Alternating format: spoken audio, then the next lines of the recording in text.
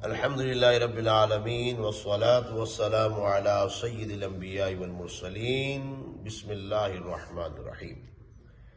آج ہم انشاءاللہ تعالی نماز کے فرائض سیکھیں گے۔ نماز کے فرائض کتنے ہیں، کون کون سے ہیں اور ان کی تفصیل کیا ہے۔ نماز کے کل فرائض 7 کتنے ہیں؟ اچھا، پہلا فرض ہے تکبیر تحریمہ۔ کیا؟ میرے ساتھ مل کے پڑھیے، انشاءاللہ تعالی فائدہ ہوگا، آپ کو یاد ہوگا۔ اور دوسرا فرض قیام ہے۔ دوسرا فرض کیا ہے؟ اس حوالے سے فقہ کی کتابوں میں لکھا ہے کہ کمی کی جانب قیام کی حد یہ ہے، یعنی کم درجے کا قیام وہ یہ ہے کہ کم از کم قیام کی حد وہ یہ ہے کہ یعنی قیام کا ادنا درجہ اس کو کہا جا سکتا ہے۔ قیام کا ادنا درجہ یہ کہ ہاتھ بڑھائے تو گھٹنوں تک نہ پہنچے، اور قیام کا اعلیٰ درجہ یہ ہے کہ پورا انسان کیا ہو جائے، سیدھا کھڑا ہو جائے۔ اور نماز کا تیسرا فرض کیا ہے؟ نماز کا تیسرا فرض ہے قراءت۔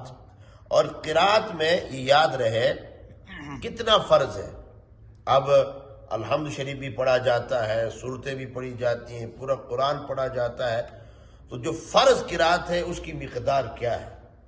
اس حوالے سے کتابوں میں فقہ کتاب لکھا ہے مطلقاً ایک آیت پڑھنا فرض کی 2 رکعتوں میں، اور وتر، سنن اور نوافل کی ہر رکعت میں امام و منفرد یعنی جو تنہا نماز پڑھ رہا ہے اس پر فرض ہے۔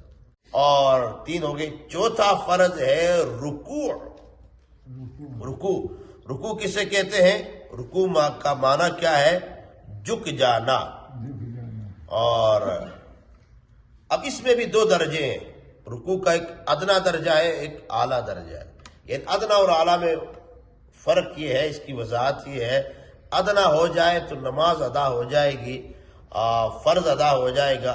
اعلیٰ اس کا درجہ ادا کیا جائے گا تو فرض بھی ادا ہوگا، اور اس نماز کا کامل ثواب بھی، اور وہ جو ہے اپنی اصل روح کے ساتھ ادا کر دی جائے گی۔ تو رکوع، چوتھا فرض کیا تھا؟ رکوع۔ رکوع کا ادنا درجہ یہ ہے کہ بندہ اتنا جھک جائے، ہاتھ بڑھائے تو ہاتھ گھٹنوں تک پہنچ جائے۔ یہ کیا ہے؟ رکوع کا ادنا درجہ۔ اور رکوع کا اعلیٰ درجہ یہ ہے کہ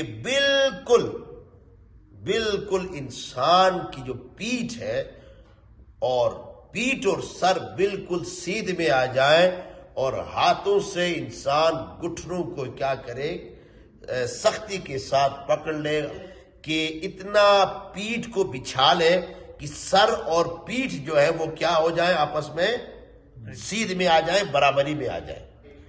اور 5واں فرض ہے نماز کا وہ سجود، سجدہ نہیں، سجود۔ کیوں سجود؟ کیوں؟ نماز کے اندر جو 2 سجدے ہیں دونوں کے دونوں فرض ہیں، ایک سجدہ فرض نہیں ہے، دونوں مل کر وہ کیا ہو جاتا ہے، ایک فرض بن جاتا ہے۔ ٹھیک ہو؟ اور 6واں فرض ہے قاعدہ اخیرہ۔ قاعدہ کا معنی بیٹھنا، اخیرہ معنی آخری۔ یعنی اس کی تفصیل کیا ہے، اس کی وضاحت کیا ہے؟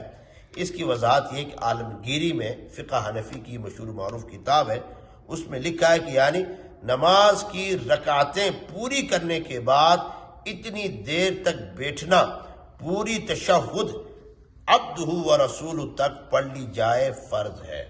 اور 7واں فرض، 6 پڑھ لیے، 7واں فرض ہے خروج بسنع۔ خروج، اچھا، خروج بسنع کا معنی کیا ہے؟ خروج معنی نکلنا، بسنع اپنے ارادے کے ساتھ، اپنے ارادے سے باہر نکلنا، یہ کیا ہے؟ یہ فرض ہے۔ اس کی تفصیل کچھ یوں ہوگی کہ اگر کوئی شخص، اس نے تکبیر تحریمہ بھی کہہ لی، قیام، رکوع، قاعدہ خیرہ سارا کر لیا، تحیت پڑھ لیا، اب سلام پھیرنے والا تھا، کوئی آیا، دوست آ گیا، کوئی شخص شرارت کہ اس نے اٹھا کر اس کا سینہ جو ہے نا قبلے سے پھیر دیا تو اس کی نماز کیا ہو جائے گی؟ باطل ہو جائے گی۔ نماز سے باہر نکل آئے لیکن کیا ہوا؟ اپنے ارادے سے نہیں نکلا، کسی نے جان بوجھ کر اس کو نماز سے اس کا سینہ جو قبلے سے پھیر دیا تو کیا ہو؟